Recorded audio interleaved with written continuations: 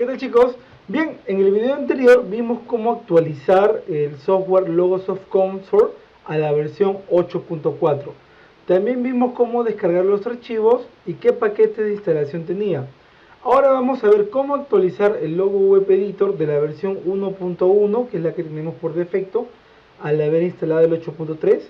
Actualizamos el Logo Comfort a la 8.4 y usando el paquete que descargamos vamos a actualizar a la versión 1.2 del Logo Web Editor. Aquí ustedes pueden ver que esta es la versión que yo tengo. Le doy cerrar. Voy a abrir los paquetes de archivos que descargamos, que son todos estos. Recuerden, entro aquí y aquí tengo el Web Editor, ¿no? Que es este que está acá. Voy al que dice Windows y tengo este instalador. Ahora, cuando lo instale me va a salir este mensaje. Mientras va abriendo, voy abriendo acá.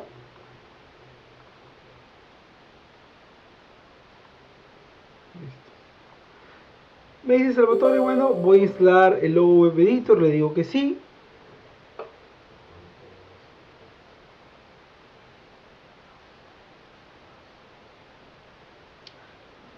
Doy siguiente y aquí me va a decir Salvatore, por defecto lo voy a instalar en esta carpeta. C Program Files LW.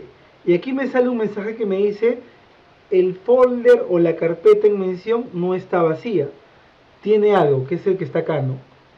Está, digamos, esta carpeta es la carpeta que se creó cuando instalé el Logo Web Editor 1.1. Ahora, como instalo el 1.2, va a crear la carpeta con la misma ruta, pero me dice que está ocupada, que esa carpeta ya existe. Entonces, lo que yo podría hacer aquí es, le cambio el nombre, por ejemplo.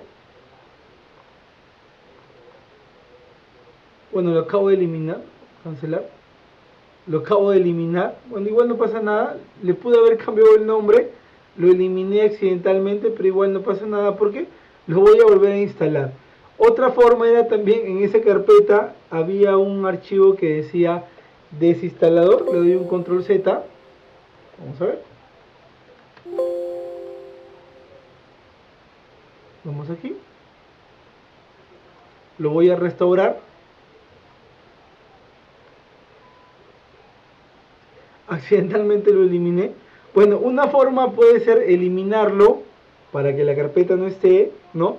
Pero otra forma correcta sería desinstalarlo, darle un install y desinstalar la aplicación para volver a instalarla limpiamente y nuevamente, digamos, con este instalador. Lo otro que yo voy a hacer ahora por un tema de rapidez es darle clic derecho. Bueno, lo pude haber eliminado también, después lo colocaba, pero le voy a cambiar el nombre. Le voy a poner Logo Web Editor 11 para que cuando le dé siguiente aquí me permite instalar, ya que ya esta carpeta no existe. ¿Sí, chicos? Le doy siguiente y le pongo instalar. De esa manera voy a empezar a instalar el Logo Web Editor 1.2. Recuerden, los que ya tienen una instalación previa, desinstalan esa versión yendo a la carpeta que es esta, la previa, desinstalo, ¿no? Le cambio el nombre como acabo de hacer yo de manera temporal e instalo. Pero después tienen que desinstalarla, ¿sí? Para que tengan solamente la versión que van a utilizar. En este caso, por un tema de, digamos, de tiempo y no hacerlo tan extenso, no estoy que la desinstalo, le he cambiado el nombre de la carpeta para que me permita instalar. Luego ya más adelante le voy a dar desinstalar a esta versión. Bueno, voy a dar finalizar y que descargue. Y acá vemos, ¿no? La versión que estoy abriendo ahora es la 1.2.1.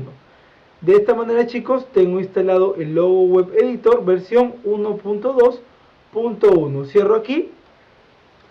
Y ahora vamos a buscarlo, digamos, en programas.